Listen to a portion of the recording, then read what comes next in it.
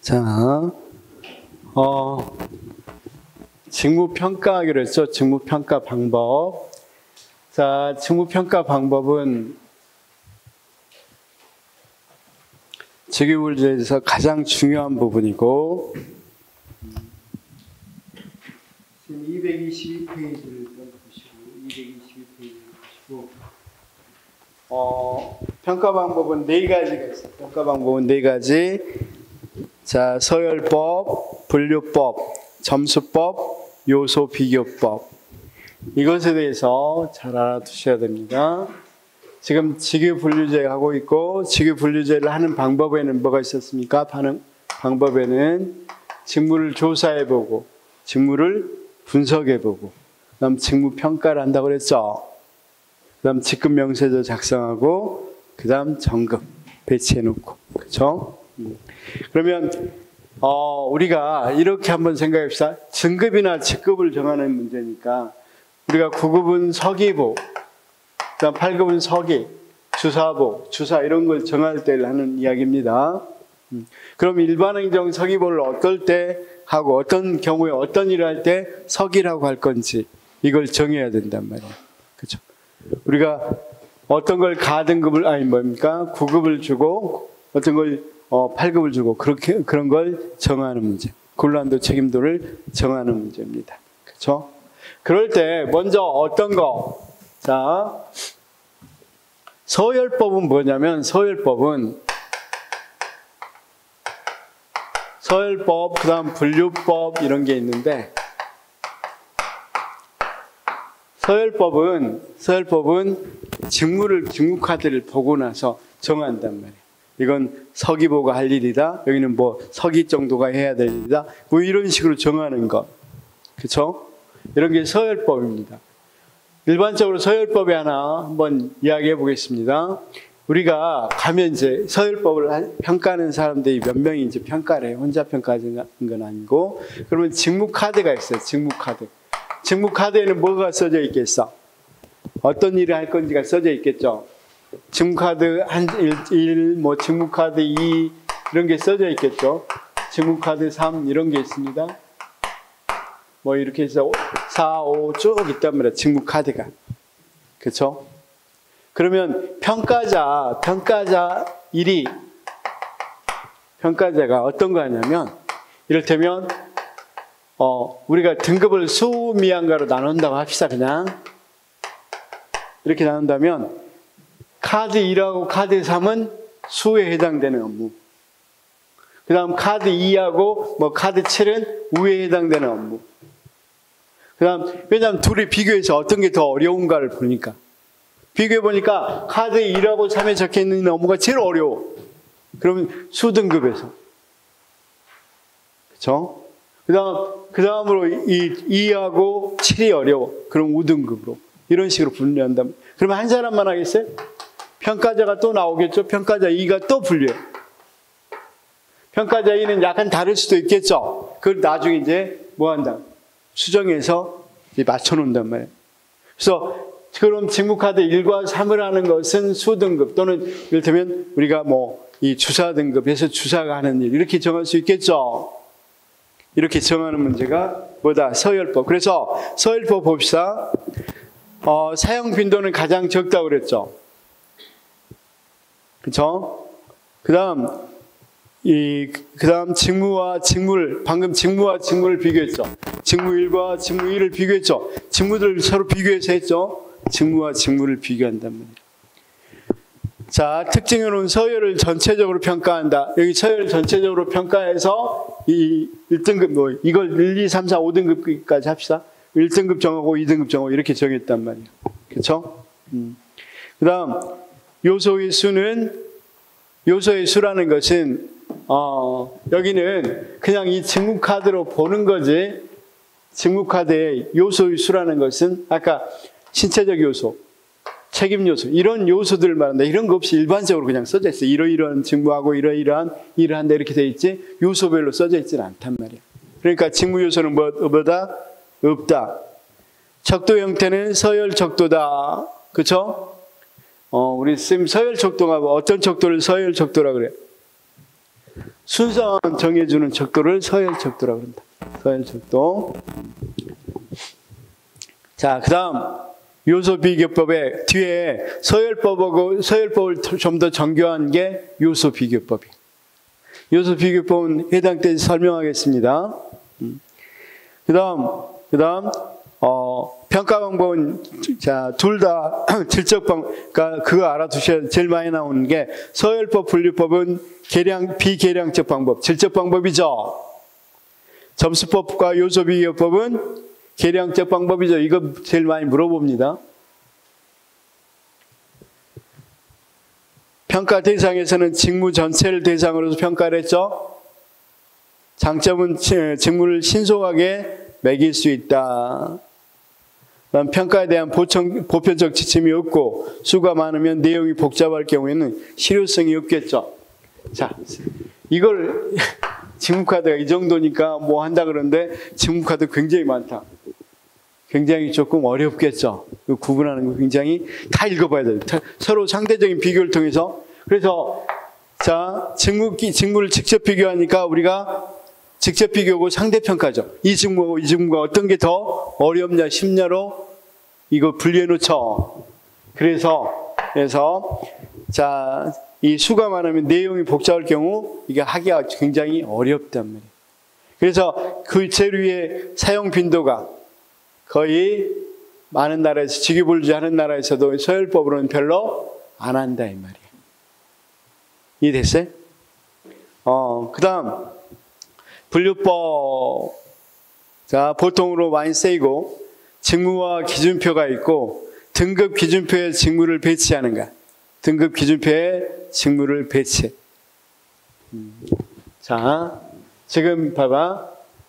직무카드 이렇게 1, 2, 3, 4 이렇게 돼 있잖아. 그쵸? 그걸 가지고 평가자가 자기가 봐서 제일 어려운 업무, 그 다음 업무 이런 식으로 나눴죠.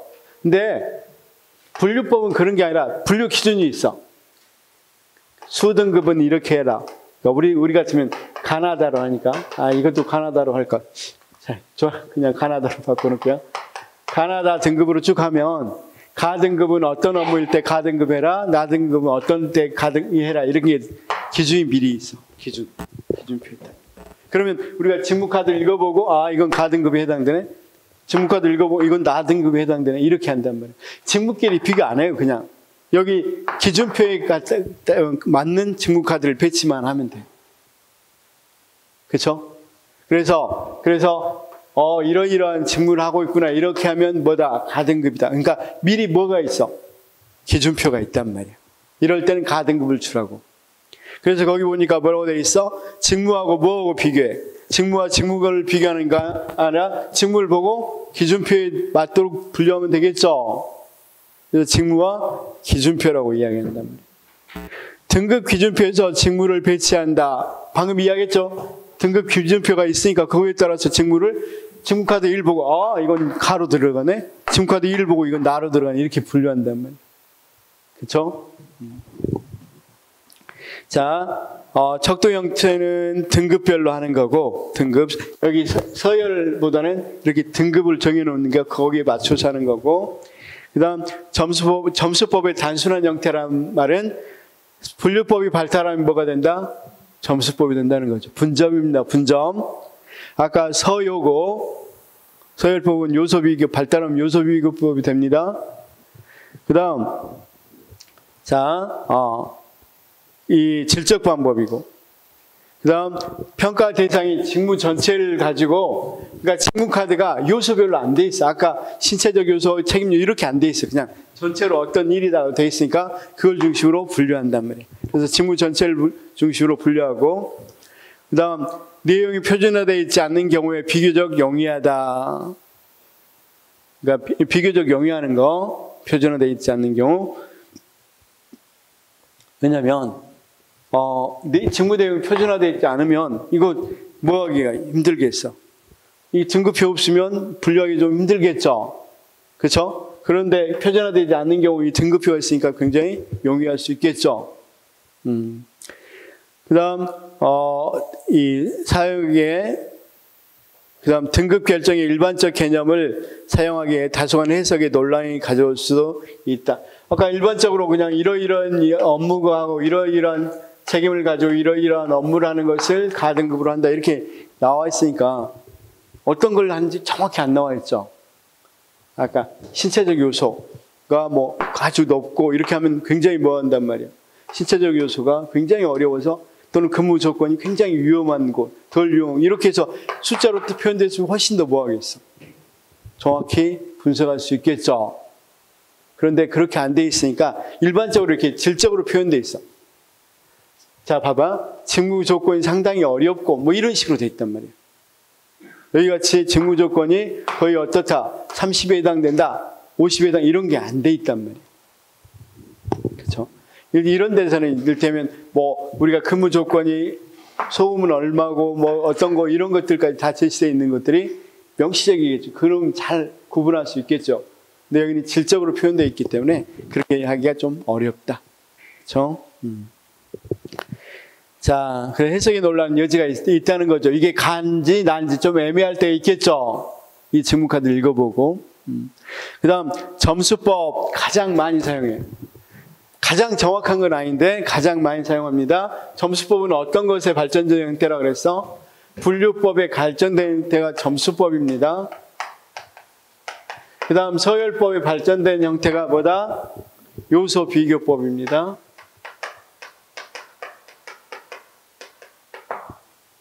자, 그래서 이것도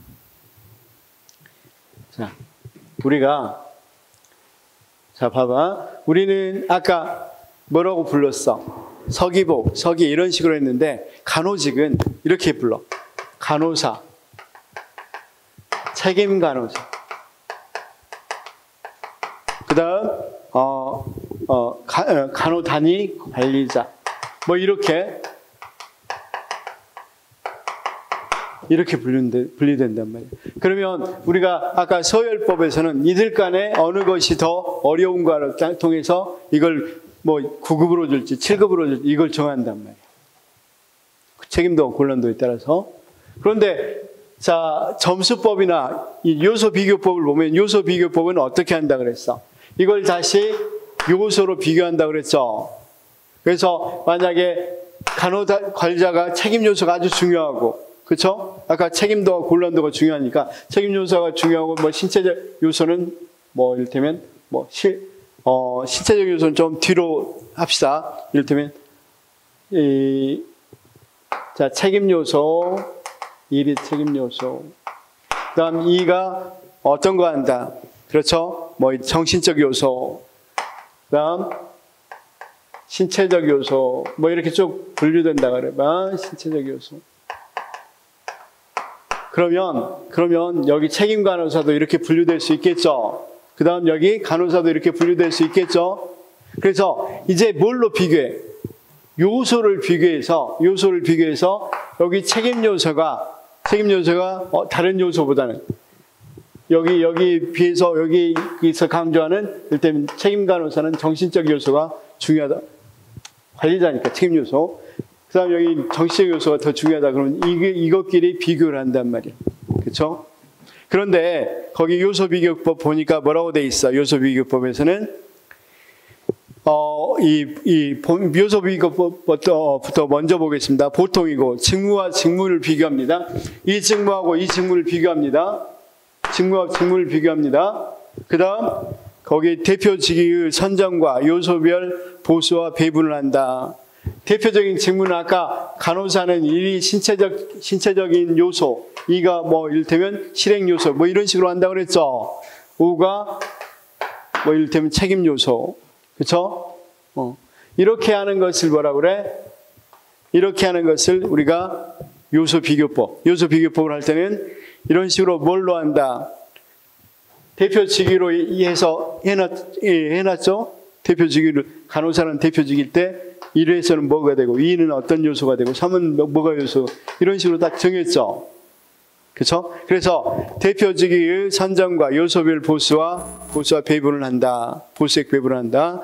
그다음 보통 그래서 요소별 배분은 어떻게 했었어? 아까 신체적 요소는 우리가 1등급 가등급이면 뭐 줬어? 30만 원. 나등급이면 20만 원. 이런 식으로 줬단 말이에요. 그렇죠? 그런데 책임 요소는 어떻게 줬어? 가등급이면 50만 원. 그럼 40만 원. 이렇게 45만 원. 나등급이. 이렇게 줬다고 그랬죠? 자, 그 다음, 자, 이런 책임 정신적, 신체적, 그 다음, 우리가 환경, 근무 환경.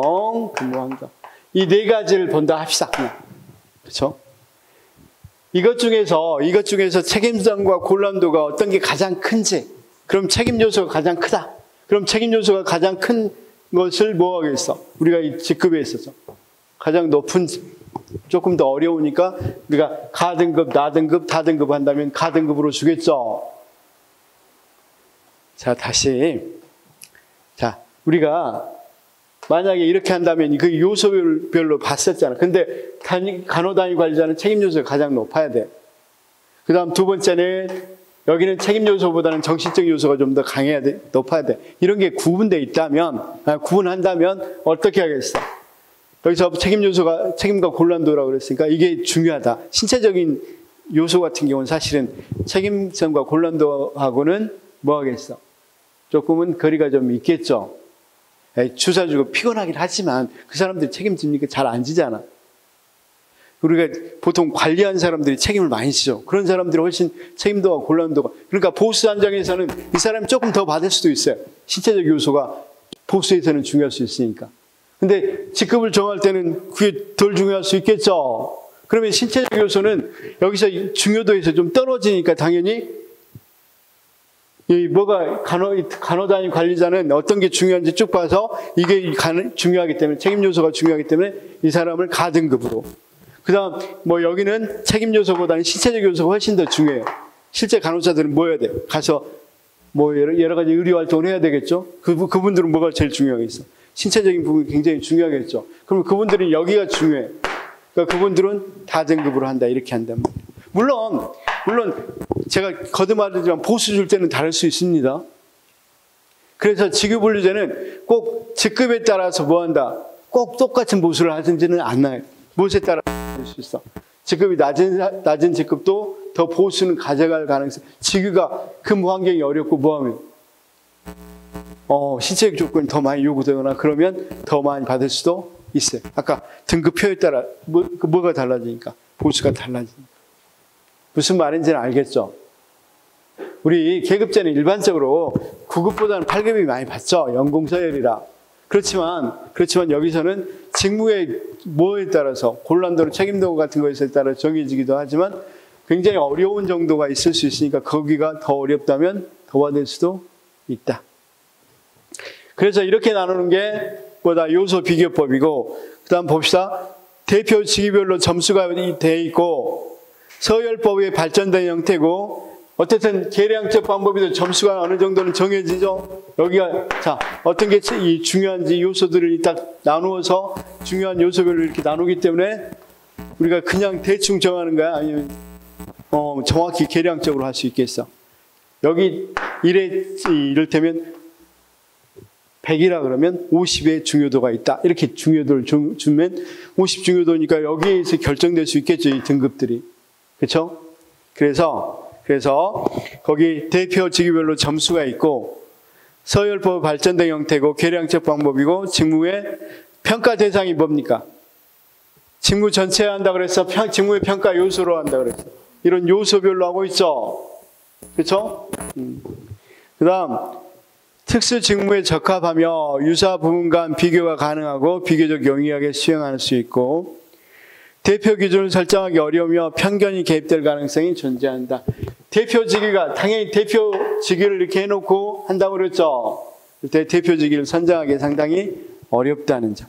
항상 그렇죠. 어떤 것을 한다면 그걸 세우는데 어려움이 있겠죠. 아까 분류법에서도 미리 이렇게 기준 등급을 만드는데 등급 만드는 게 쉽겠어요, 어렵겠어요? 어렵죠. 모두 다 그렇습니다. 그런 건. 자, 점수법을 가장 많이 활용한다는 건데 점수법은 뭐냐면 실제로 점수를 줘요, 쌤. 직무와 직무를 비교하는 게 아니라 직무를 가지고 점수를 줘요. 만약에 책임 요소가 중요하다 그러면 책임 요소가 5 그러면 자, 다시. 1의 신체적 요소는 별로 중요하지 않으면 1 정도를 준단 말이야. 그렇죠? 그 다음 여기 가중치에 20을 준다. 그렇죠? 그러면 전체 점수는 20점이 되겠죠? 이 신체적 요소에서. 정신적 요소는 2고, 정신적 요소가 신체적 요소보다 더 중요하다고 생각하고, 2를 주면 가중치를 이제 그 직무에 따라 가중치가 좀 다르거든요. 어떤 직무를 하느냐에 따라서. 그렇죠? 아까 기술 구조 같은 경우는 신체적인 게 더 중요할 수도 있겠죠.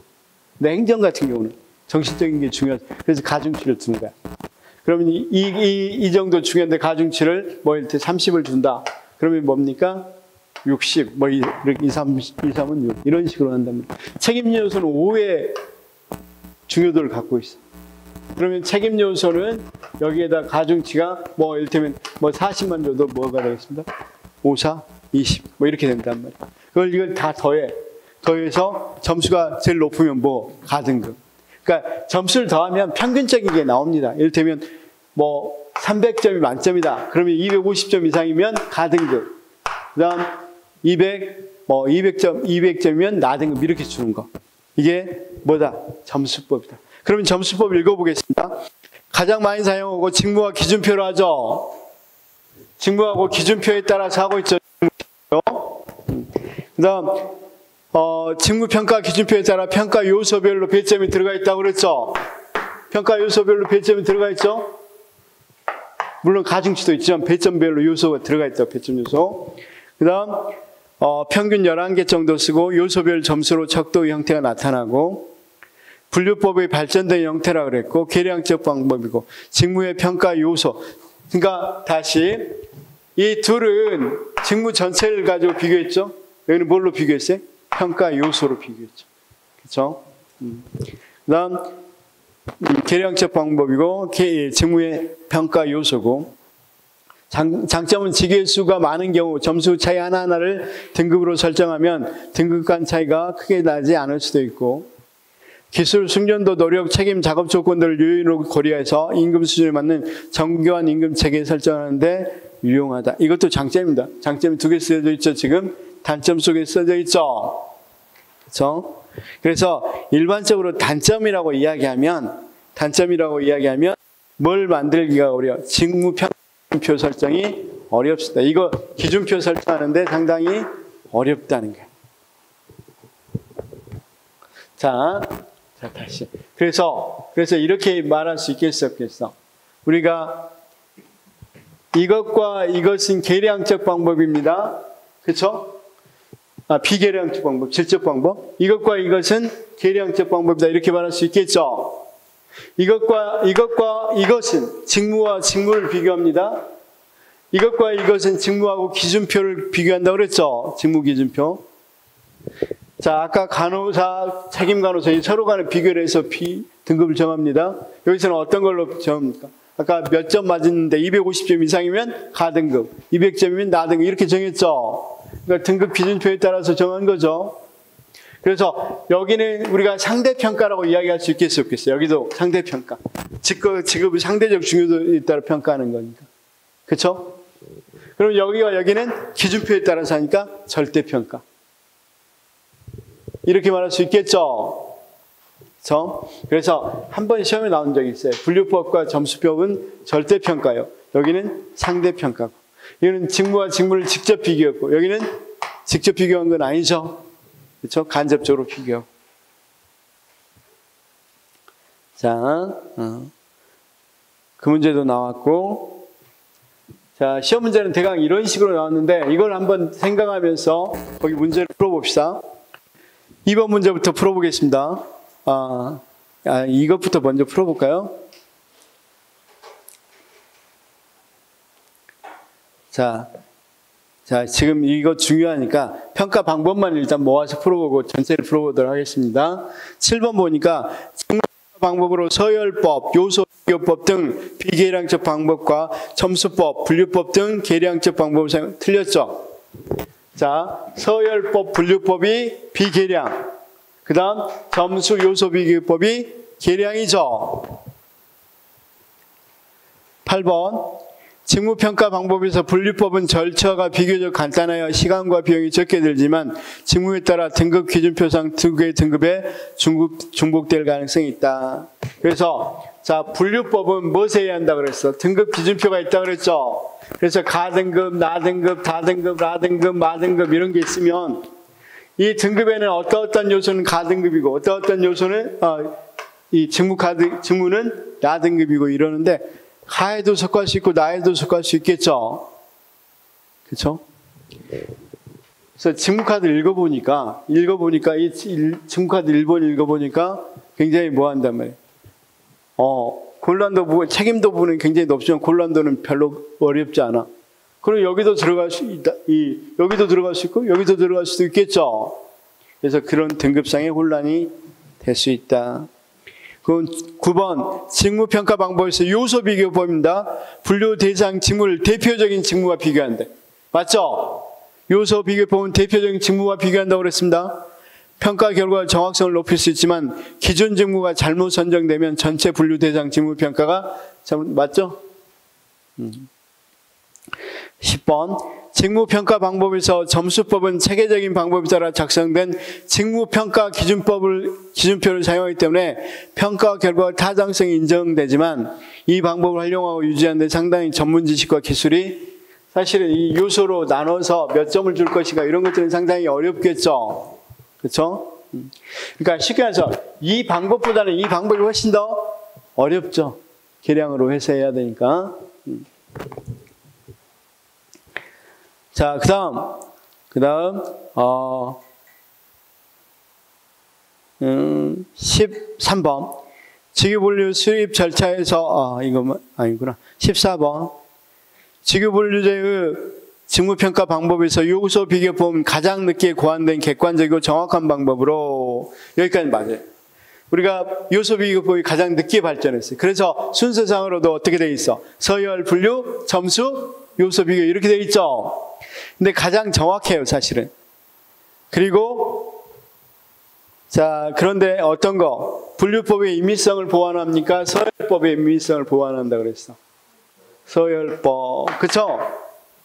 서열법이 너무 주관적, 비계량적으로 있으니까 계량적으로 한 거다. 굉장히 정확하게 아까 이 어느 정도 책임 요소는 20만 원, 30 이런 식까지 굉장히 정확하게 구분해 놨습니다. 적용하기는 굉장히 좋은데 가장 많이 사용되는 건 점수법입니다. 점수법. 자, 그다음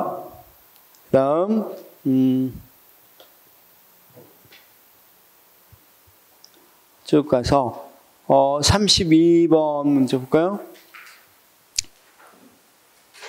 직무평가 방법에서 분류법 31번부터 자, 직무평가 방법에서 서열법은 직무 전체의 중요도, 난이도, 책임도 등을 고찰하고 각 직무의 상대적 가치를 비교해서 맞죠?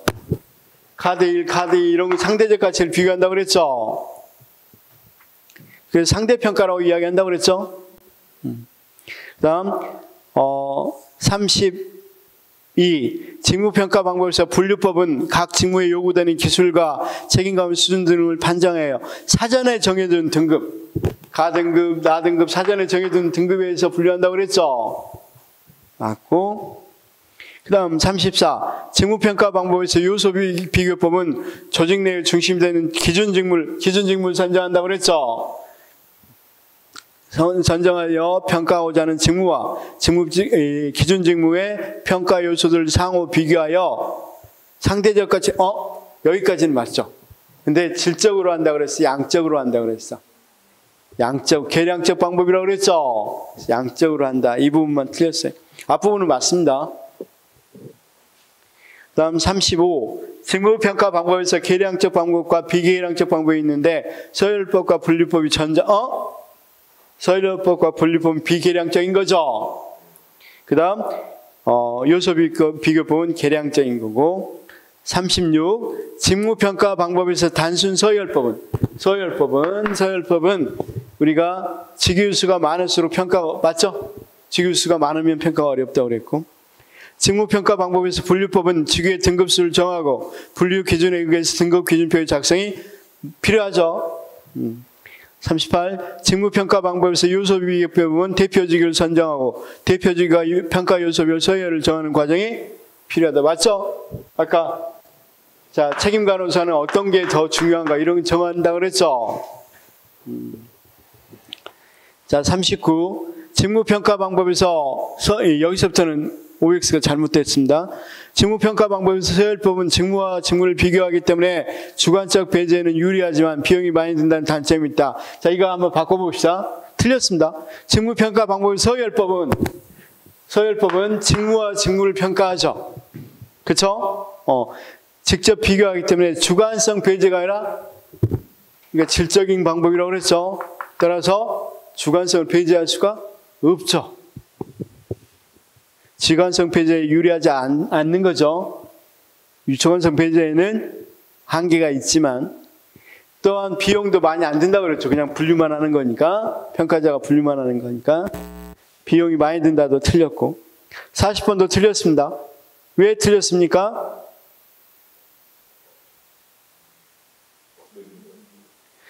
자, 점수법은 여기 앞에는 다 맞죠? 직무평가표에서 구성요소별 점수를 매긴다 그랬죠?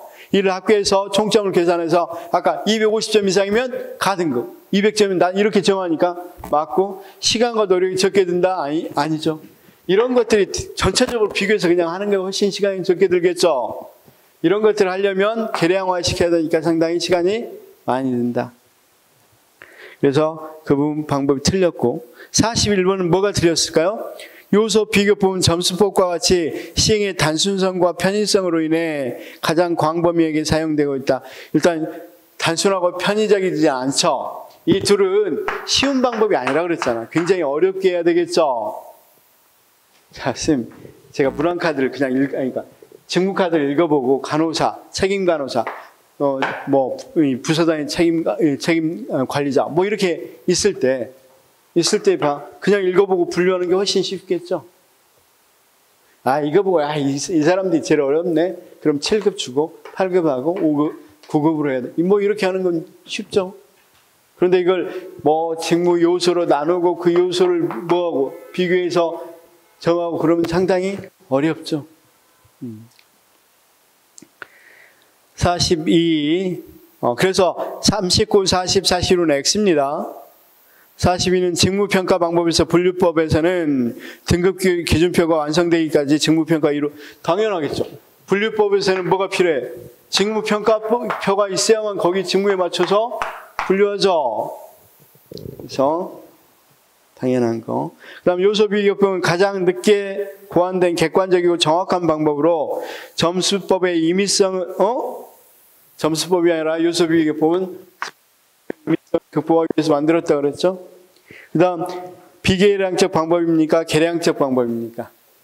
계량적 방법. 자, 이게 한번 시험에 나왔는데 점수법과 분류법은 절대평가 방식 맞죠? 기준하고 비교한다고 그랬죠. 여기는 서열법과 요소비교법은 상대평가. 그렇죠? 서열법은 점수법과 달리 직무를 구성 요소별로 나누지 않고 전체 종합적으로 평가하는, 맞죠? 서열법도 전체적으로 평가한다고 그랬죠. 요소별로 평가하는 게 아니라. 46. 점수법은 신뢰도와 타당도가 높아 일반적으로 가장 많이 활용되는 방법이다. 그쵸? 가장 많이 활용되는데 가장 타당도와 신뢰도가 높은 건 요소 비교법이고 그냥 점수법도 어느 정도는 여기에 비하면 신뢰도가 높죠. 신뢰도 타당도가. 여기서 이게 들어갔으면 틀렸어요. 점수법은 가장 신뢰도와 타당도가 가장 높아 이렇게 들으면 틀렸어. 근데 그냥 높아서 이렇게 하면 맞습니다. 47. 다음과 같은 방식으로 직무를 평가하는 방법은 서열법이다. 저는 각 답안지를 직관으로 평가하면서 직관으로 이러니까 비계량이란 말이 들어가겠죠. 평가하면 순서대로 나열해 놓은 후 학점을 줍니다. 구체적으로 어떤 기준에 그렇게 학점을 주었냐고 하면 금방 답하기는 어렵지만 어쨌든 이 과정에서 중요한 것은 상대성입니다. 이게 서열법이죠. 대표적인. 그렇죠? 자, 여기까지. 그래서 여기까지 했는데 사실은 작년에도 뭐가 나왔고 이건 나왔고 올해도 9급에서 국가직에서 시험에 나왔죠. 평가하는 방법은. 그래서 이걸 정확히 알아두는 게 굉장히 중요합니다. 자, 직무끼리 비교하는데 대표 직무를 비교하는 거고 여기는 직무와 직무끼리. 그러니까 직무끼리 비교하는데 여기는 직무와 직무끼리 그냥 비교하는 거고 여기는 대표 직무를 뽑아서 비교하는 거고. 그렇죠? 여기 그러니까 직무카드 1과 직무카드 2 이렇게 비교한단 말이야. 근데 여기서는 대표 직무를 뽑았죠. 간호사, 책임간호사 이런 식으로. 그래서 비교하는 걸 뭐라고 하는다? 요소 비교법. 그래서 대표 직무 뽑는 건 이쪽이다. 그 다음 요소로 비교하는 거. 전체로 비교한 건 서열법과 분류, 요소로 비교하는 건 점수법과 요소 비교법. 그렇죠? 그렇게 알아두시면 되겠습니다. 이제 전체에 해당되는 문제를 좀 풀어보도록 하겠습니다. 자, 223페이지 다시 돌아와서 1번. 직위 분류제와 관련해서 삶 설명에 해당하는 것은 직무평가이다. 선생님 맞아요? 거기 2번입니다. 223페이지. 직무 곤란성과 책임성을 기준으로 상대적 가치를 결정한다. 서열, 분류, 점수법 등을 활용한다. 개인에게 공정한 보수를 제공하는 데 필요한 작업. 맞죠?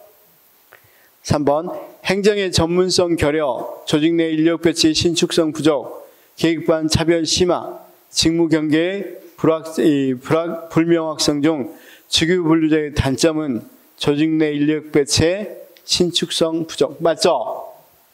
우리가 행정의 전문성 결여라든가 계급간 차별 심화라든가 직무 경계가 불명확하다. 이런 건 계급제의 단점들이죠. 그렇죠? 자, 직위 분류제는 어떤 단점을 갖고 있다 그랬어? 거기 있는 것처럼 조직 내에서 인력 배치가 경직성을 띈다고 그랬죠. 신축성을 띠는 게 아니라. 그렇죠? 그 다음 4번 했었죠. 5번 했었고 6번. 일반적으로 직무평가 이후에 직무분류를 위한 아니죠.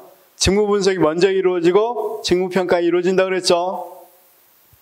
자, 우리가 순서가 직무분석 다음에 직무평가.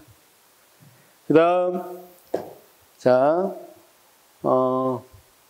6번까지 했고 그럼 쭉 내려서 11번 직위 공모제, 전문계약직, 직위 분류제, 개방형 직위 중 공직사회 경쟁을 도입하는 제도와 거리가 먼 것은 직위 분류제이다. 맞죠?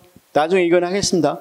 직위 공모제, 전문계약직, 개방형 직위 같은 경우는 뭐 하려고 하는가? 우리나라에서도 마찬가지인데 공직이 너무 폐쇄적으로 운영되니까 직위를 이렇게 개방을 한단 말이에요. 그래서 민간하고 만약에 우리가 5급 어떤 사무관 또는 4급 어떤 직위가 비었어. 그럼 밑에서만 올라가는 게 아니라 개방형 직위로 해놓으면 외부 민간인들도 들어올 수 있단 말이에요. 물론 공모 직위는 자, 심파 국토관리 뭡니까? 보건복지부에 지금 4급이 비어 있어. 그렇죠? 그럼 이걸 개방형 직위로 하면 민간인들도 와서 뭐 할 수 있어? 들어올 수 있어. 이걸 공모형으로 해놓으면 자, 민간은 못 들어오는데 이제 보건복지부 말고 다른 데 있었죠. 뭐 보훈부라든가 이런 데서도 뭐 할 수 있어? 여기에 지원할 수 있단 말이에요. 어쨌든 이렇게 된다면 뭐 할 수 있어? 서로 경쟁이 일어나겠죠. 그래서 거기 뭐였습니까? 직위 공모제. 그 다음 개방형 직위. 이건 방금 직위 공모제는 뭐 했습니다? 직위를 공모하는데 그럼 공모만 볼 수 있습니다. 그런데 개방형 직위는 아까 그렇게 개방형 직위로 선정해 놓으면 외부에서도 들어올 수 있습니다. 그 다음 전문계약직. 이런 것들은 주로 경쟁을 위해서 합니다. 경쟁을 위해서. 직위 분류는 공직 분류의 한 방법이죠. 그 다음 13번은 직위 분류 수립 절차에서 직무 난이도와 책임도 경중에 따라 직위 상대적 수준과 등급을 구분하는 걸 우리가 직무 분석이라고 그랬어. 직무 평가라고 그랬어. 직무 평가. 그렇죠? 그 다음 15번 계급제의 장점으로 공무원의 신분 안정과 직업 공무제 확립에 기한. 맞죠? 16번 계급제의 장점으로 인력 활용의 신축성과 융통성 좋습니다. 17번 계급제의 장점으로 정치적 중립 확보를 통해 행정의 전문성은 누가 더 높다고 그랬어? 직위 분류제라고 그랬죠. 18번 계급제의 장점으로 단체 정신과 조직에 대한 충성심 확보에 맞죠? 우리가 이건 이 조직의 충성심, 직위분류제는 조직의 충성심이고 계급제는 계급제는 조직의 충성심이고 직위분류제는 직무의 충성이라고 그랬죠. 그 다음 19번 문제. 자, 직위분류제는 계급제에 비해 탄력적 인사관리가 가능한 장점을 가진다. 탄력적 인사관리는 뭐라고 그랬어? 계급제라고 그랬죠. 계급제의 특징. 자, 그 다음 20, 21, 22는 여기와 관련이 없는 내용들인데, 자, 20번 역관주의는 정당의 충성도와 공헌도를 임용 기준으로 삼았기 때문에 민주주의가 아니라고 그랬죠. 역관주의 민주주의적인 제도라고 그랬고, 21 실적주의는 정책 중립을 지향해서 인사행정을 소극화, 형식화시켰다. 이것도 맞고, 22 직업공무원제는 원칙적으로 개방형 직업공무원제 원칙적으로 폐쇄형이라고 그랬죠. 자, 전문가주의가 아니라 일반 행정가주의라고 그랬죠. 23번 과학적 관리론과 실적제의 발달은 직위분류제의 쇠퇴와 계급제의 발전. 자, 아까 과학적 관리론이라든가 실적제는 직위분류제에 상당히 도움을 줬다고 그랬죠. 발전에 상당히 기여했다고 그랬죠. 24번 우리나라 국가공무원법에는 직위분류제 주요 구성 개념인 직위, 직군, 직렬, 직류, 직급 등이 맞습니다. 제시되어 있습니다. 제2조에 있어요. 국가공무원법 제2조에 이런 것들이 정의되어 있습니다. 뭐라고? 25. 직위분류제는 공무원 개인의 능력이나 자격을 기준으로 능력이나 자격을 기준으로 하는 것은 우리가 뭐라고 그랬어요? 계급제라고 그랬죠. 그러면 우리가 이 직위분류제는 직무 종류나 중요도에 의해서 분류한 거라고 그랬죠. 자, 직무의 이 종류나 중요도 이런 것들에 의해서 분류하는 거고. 26. 계급제와 직위분류제는 절대 양립 불가능하며 우리나라는 계급제를 기반으로 한다. 완전히 양립 가능하죠. 우리나라도 그렇게 하고 있잖아. 우리나라도 일반적으로 계급제 형태를 많이 취하지만 아까 간호직이라도 이런 것들은 주로 어때?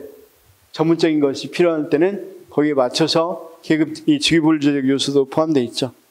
그렇죠? 우리나라는 절충형 이렇게 보면 되겠고. 27. 계급제와 비교해서 직위분류제의 장점으로는 전문가 양성 및 행정 전문화 촉진 맞고. 28. 계급제에 비교해서 직위분류제의 장점은 보수와 직무 수행과 형평성 확보 맞죠? 그 다음 계급제와 비교해서 직위분류제의 장점으로는 객관적인 근무 성적 평정 기준 확립이 가능하다 맞죠? 30번 계급제와 비교해서 직위분류제의 장점으로는 일반 관리자 육성 및 아니라고 했죠. 일반 관리자 육성은 계급제하고 연결된다 그랬죠. 그 다음 자 직위분류제 하게 되면 업무 협조도 사실은 어떻게 되겠어? 워낙 이급 간에 계급 간에 직위 간에 뭐가 있으니까 벽이 있다 보니까 이 직무하고 이 직무가 연결이 원활하지는 않겠죠. 자, 그 다음 31. 직무평가 이거 했고. 지금 이제 안 한 부분 찾으면 됩니다. 자, 다 했고 48번부터 안 했죠. 계급제는 계급 군 간의 수직적 폐쇄성이 강하나 직위분류제는 수평적 폐쇄성이 강하다. 아까 계급제는 올라가기 쉽다 그랬어, 어렵다 그랬어. 계급제는 어렵다 그랬죠. 근데 직위분류제는 옆으로 가기 쉽다 그랬어, 어렵다 그랬어. 어렵다 그랬죠. 같은 직급 내에서는 이 상호 뭡니까? 이동이 어렵다 그랬죠. 그래서 자, 이건 수직적 폐쇄성이라고 이야기하겠죠, 계급제는. 자, 그 다음 이쪽으로 가기 어려우니까 직위분류제는 수평적 폐쇄성 이렇게 표현하겠죠. 자, 그 다음 49. 계급제는 폐쇄적 충을 원칙으로 하여 일반 행정의 양성에 유리하나 직위불제는 개방형 충을 원칙으로 하여 정무가 양성에 유리하다. 맞고. 계급제는 교육 훈련의 수요나 내용을 정확히 파악하기 어려우나 직위불제는 교육 훈련 수요를 파악이 여기 맞죠? 아까 워낙 이런 요소들 다 비교해서 직위를 정해놨으니까 그들을 뭘 보면 되겠어? 어떤 걸 훈련해야 되는지, 어떤 걸 중요시해야 되는지 다 알겠잖아. 아까 책임 간호사하고 그냥 간호사하고 어느 것이 중요한지도 다 분류되어 있고 이렇게 되어 있으니까 직위도 다 돼 있으니까 그것에 입각해서 뭐 하면 되겠어? 그래서 제일 중요한 건 우리가 그냥 9급인데 자, 계급제는 9급이면 다 같은 부수인데 직위분류제를 하면 어떻게 되겠어? 이런 요소들을 다 포함하기 때문에 같은 9급이라도 달라질 수 있겠어, 없겠어? 있겠죠. 그렇죠? 자, 그래서 여기까지. 자, 그러면 이 시간에 한 것 중에서 공직의 분류에서 중요한 게 뭐였어요? 계급제하고 어떤 거? 직위 분류제. 사실은 계급제는 우리가 크게 문제 안 나오고 계급제의 특징만 좀 알아두면 된다고 그랬죠. 계급제의 특징.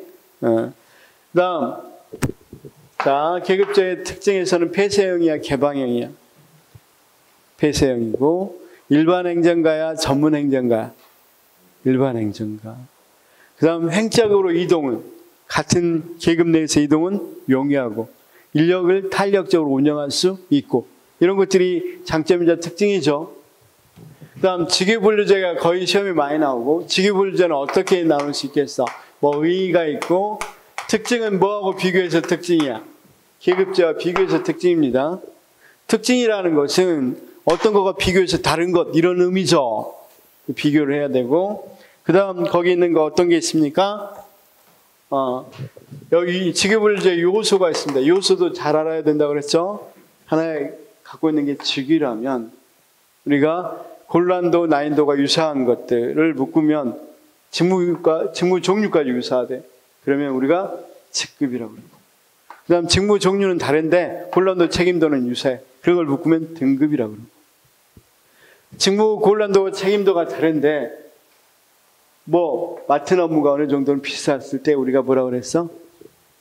직렬. 그렇죠? 이 직렬을 좀 더 확대하면 직군. 그렇죠? 이들은 다 어떤 의미를 갖고 있어? 곤란도, 책임도는 상이하다는 걸 특징을 갖고 있죠. 그래서 직렬, 직군 이렇게 나누면 두 개씩 딱딱 좋은데 거기에다가 우리는 어떤 것까지 하나 둔다? 직류라고 해서 직렬을 다시 세분한다. 더 이 비싼 유형으로 묶어준다. 그래서 일반 행정이 있다면 일반 행정의 일반 행정과 교행으로 다시 나누는 걸 직류라고 그러고.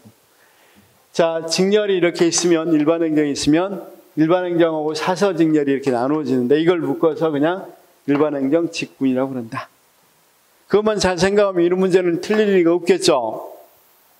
그렇죠? 그래서 요소 봐야 되고 그 다음 직위분류제 하는 절차. 직위분류제를 하려면 계급제는 아주 단순하게 할 수 있는데 직위분류제 하려면 상당히 어렵다고 그랬죠. 사실은 직위분류제는 그래서 과학적 관리론 같이 과학적인 방법이 나왔기 때문에 가능한 거고. 그렇죠? 그래서 절차를 보면 순서를 쭉 해야 되고 특히 어떤 게 중요하다고 그랬어. 절차에서는 직무조사를 한 뒤에 직무분석하고 직무평가하고 그 다음 직급명세 작성하고 정급하면 된다. 근데 제일 중요한 게 뭐다? 여기서 제일 중요한 건 직무평가이고 이 중에서 시험 제일 잘 나오는 게 직무평가 방법이다. 방법은 4가지가 있다고 그랬습니다. 근데 어떤 게 있다고 그랬습니까? 서열법. 이것도 잘 알아두셔야 돼. 분류법. 이거 먼저 서분, 그 다음 점요. 점수법, 요소비교법. 그렇죠? 여기 2개로 이렇게 나누면 이 둘은 비계량, 계량. 그렇죠? 그 다음 이거 2개로 설명하자면 이건 이 전체를 대상으로 해서 분류하고 여기는 요소별로 분류하고. 그렇죠? 자, 서열법에 좀 더 너무 비계량적으로 한 임의적이니까 요소 비교법이 나왔고. 말 그대로 서열이잖아요. 그냥 순서로 분류한 거. 근데 여기는 요소로 비교했다는 거죠. 그 다음 분류법이 더 발전된 형태가 점수법이고. 그래서 여기는 절대평가, 기준표가 있어야 되겠죠. 기준표에서 분류하는 거고, 여기는 직무와 직무. 여기는 직무와 직무를 바로 비교하고, 이 직무와 대표 직무를 비교해서 거기에 분류한다. 이렇게 이야기했었죠. 자, 그래서 이렇게 구분해 주면 돼. 여기는 그럼 당연히 기준표라는 말이 나와야 되겠죠. 기준표라는 말이 나와야 된다. 이렇게 해서 자, 가장 많이 사용하는 건 점수법이고, 우리가 가장 최근에고 가장 좀 정확하다고 볼 수 있는 건 요소 비교법이고. 그렇죠? 자, 어쨌든 이쪽은 어느 정도 용이해. 분류가 이 방법이 용이한 데 비해서 이쪽은 상당히 어렵다고 그랬죠. 시간도 많이 들고. 그래서 여기는 가장 많이 활용하고 있고, 여기는 뭐 가장 비교적 가장 정확하다고 알려져 있고. 이렇게 하면 되겠죠? 그다음 자, 이 절차에서 이 부분만 잘 봐두면 되겠다. 직무평가 방법이 시험에 많이 나온다. 그래서 선생님들 집에 가서 다른 건 안 해도 167에 있는 거 있죠. 이 요약집 보면 167에서 다른 거 모르고 거기 있는 거 분류법이라든가 이런 방법만 한번 거기서도 풀어보시기 바래. 거기도 요약집에도 OX가 있죠. 그래서 거기도 풀어보기. 그래서 시험에 나온다 그러면 여기서 시험에 나온다. 자, 여기서 시험에 나온다고 그러면 골고루 나와요. 여기 여건주의 실적주의가 골고루 시험에 나오는데, 그렇죠? 직업공문제 좀 골고루 나온 편인데 여기서 시험에 나온다 그러면 거의 대부분 직위불주를 많이 물어봐요. 계급적 물어볼 수 있는데, 그런데 그 중에서도 직무평가 방법이 압도적으로 많이 나와요. 압도적으로 많이 나옵니다. 그리고 잘 틀리고. 이해되셨으면 좋겠습니다. 그래서 다음 주는 제가 준비를 안 해와서 그런데 이걸 예시 같은 걸 한번 보여드릴게요. 예시를 보여드리면 훨씬 더 좀 다가서겠죠. 선생님들이 예시를 가지고 제가 설명했으면 훨씬 더 나았을 건데 예시가 없으니까.